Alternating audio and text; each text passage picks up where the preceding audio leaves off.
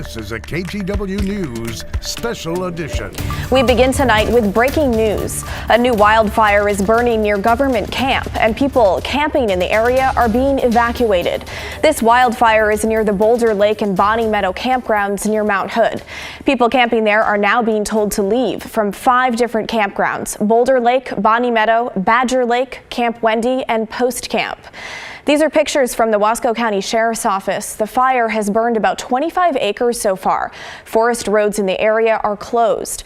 And here's a live look from alertwildfire.org. You can see there's quite a bit of smoke going into the air, and it's pretty close to Timberline Lodge. That's the roof you can see in the bottom of the screen there. We've got a crew on the way, and we'll have updates throughout the night. Stick with KGW for all the latest information on KGW.com and on air starting at 11 tonight. Well, let's get to an update on the Tunnel 5 fire, burning now on the Washington side of the gorge near White Salmon. Today, the fire is about 35% contained, and it's burned nearly 600 acres in the past week. This weekend, firefighters are keeping an eye on the wind, hoping that their containment lines hold. Evacuation orders in the area have been downgraded. They're now at level 1, which means people in the area should be ready to go if needed, but they don't need to leave just yet. Some of the areas where the fire is burning are too steep for firefighters to get to, so they're keeping an eye on it from away.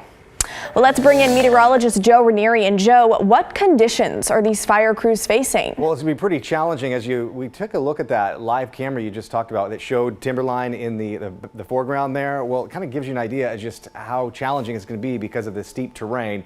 Conditions are going to remain sunny, warm, and dry, and the threat of thunderstorms will be in the forecast heading into tomorrow as well. A slight chance tonight, but I think for the most part, we could be seeing those thunderstorms bubble up tomorrow afternoon and into tomorrow night. As we look at the windy conditions throughout the Dalles, that's one of the closest locations we have right now to the Tunnel 5 fire, obviously. We've been seeing gusts anywhere from 25 to 30 miles an hour, and here's a live look from the Dalles.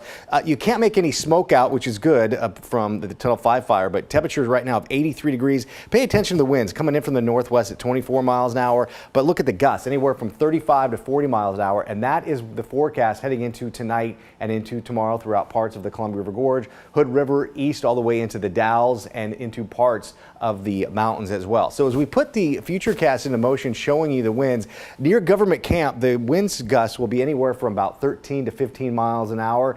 But again, you travel farther out near where the fire is burning, it could be a little bit higher than that over the next I'd say 12 to 18 hours or so. Now, watches and warnings are throughout the high desert and parts of eastern Oregon where that red flag warning is in place until tonight. Again, you're going to be looking at the chance of thunderstorms to develop here the next couple of hours, which we have been seeing near John Day and east of Bend, and that could happen again heading into tomorrow. I'll talk more about that detail in just a few minutes. All right, Joe, thanks for that update. Well, family members of a man stabbed this week continue to mourn his death. 32-year-old Colin Smith was killed Sunday in the Buckman neighborhood, and an arrest has now been made. Smith's family says he was protecting a friend from harassment. Let's bring in Thomas Schultz. And Thomas, you talked with his family. Yeah, they say Colin was a kind soul and full of life, Blair. He was also a protector of those who needed his help the most. Police cars and yellow tape lined the Buckman neighborhood early Sunday morning after police say 32-year-old Colin Smith was stabbed to death. He brought so much happiness and joy to my life. His death is being felt by family, friends, and co-workers at Ox Restaurant, where he worked as a server. Just full of life, really. Danielle Smith is his sister, born 2 years and 5 days before Colin. We'd share birthdays until we didn't want to share birthdays anymore.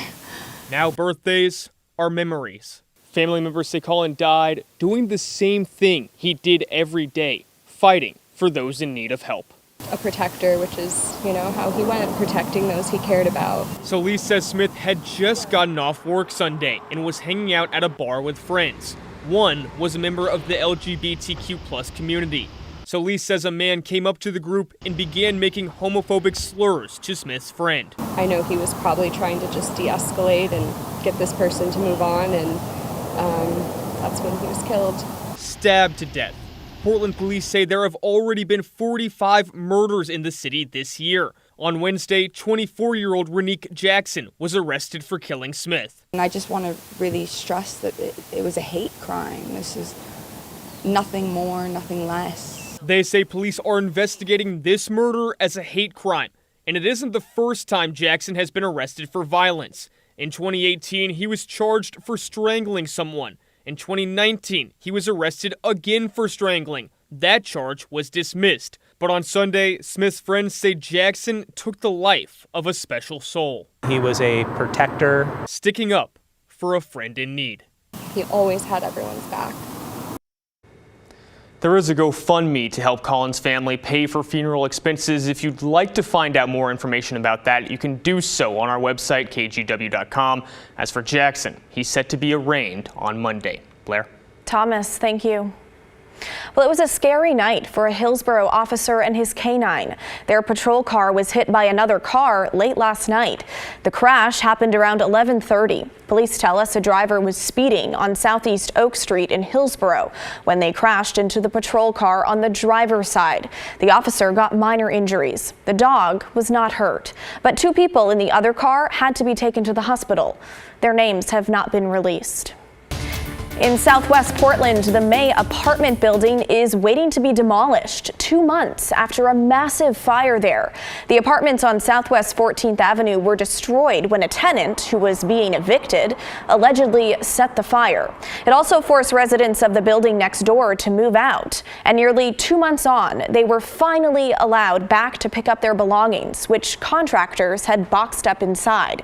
Residents like Ben Samford say all this uncertainty has been really hard. The building next door, the May, had it much worse. And, then we were in this kind of just state of not knowing. And I almost wish that my stuff burned down, because I could just immediately go move on. Well, according to the city, the owner of the May Apartments plans to demolish what's left of the structure, but no permits have been filed and there's no timeline. Meanwhile, 14th remains closed indefinitely. Oh, yay! Happy day! Well, time for a toast at this Tigard apartment building tonight as residents learned they'd officially be able to stay in their homes. We first reported on the Woodspring Apartments 2 years ago. That's when, after decades of affordable housing, residents learned their rent would be going to market rate. It would have been a big increase and one that would have forced many longtime residents out. So they spent months upon months fighting it until finally Washington County agreed to buy the building and keep rents affordable. That deal was finalized this week. It was from total dedication, people who didn't think they had any political skills at all, how we rallied, how we testified to the Senate, how we've testified to the county, and we've never given up.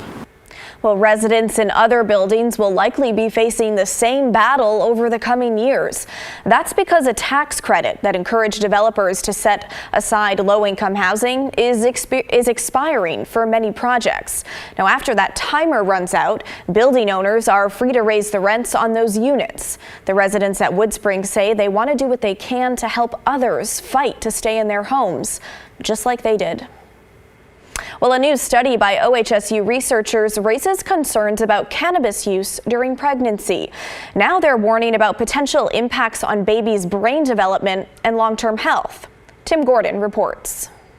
Marijuana use is more and more accepted in many parts of the country, including here in the Pacific Northwest.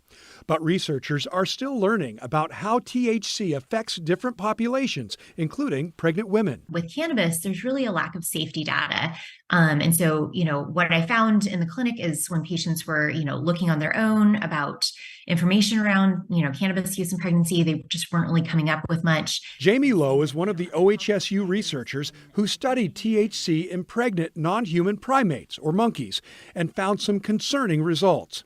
The study used cannabis-infused edibles, giving it to female monkeys several months before conception through their pregnancies.